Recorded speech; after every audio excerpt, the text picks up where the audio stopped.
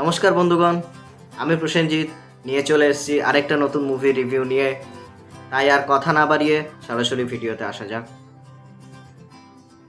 আদিত্য সুহাস জাম্বালে পরিচালিত আর্টিকেল 370 একটা জাস্ট দারুণ সিনেমা।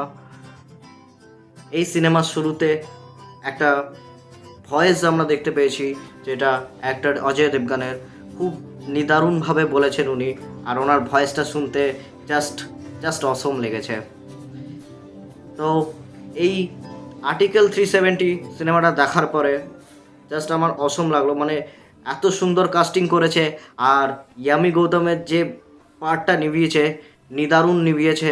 তার যে অ্যাক্টিং আছে, অ্যাক্টিং স্কিল পুরো ঢেলে দিয়েছে মনে হচ্ছে। আর এতটা ন্যাচারাল অ্যাক্টিং অত সহজে অনেক সিনেমায় দেখা যায় না। খুব নিদারুণ করেছে সিনেমাটা। আর এই সিনেমাটা হলো আর্টিকেল 370 নিয়ে।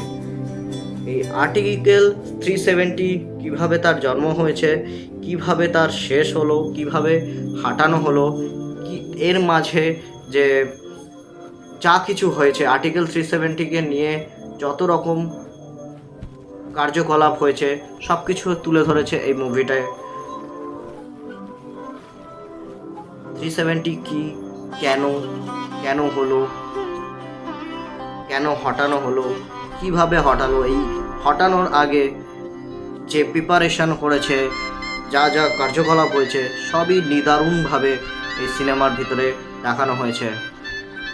জাস্ট এক কথায় সিনেমাটা পুরো একঘর ছবি হয়েছে। তোমরা পারলে একবার দেখে এসো। এই সিনেমাটা তুমি যতবারই দেখবে ততবারই ভালো লাগবে। ওর ভিতরে যে যা যা কন্টেন্ট রয়েছে জাস্ট অসম রয়েছে। একবার পারলে দেখে আসবেন সামনাসামনি কোনো সিনেমা হল থেকে। নমস্কার বন্ধুগণ, দেখা হবে পরের ভিডিওতে পরের কোনো ভালো মুভি রিভিউ নিয়ে।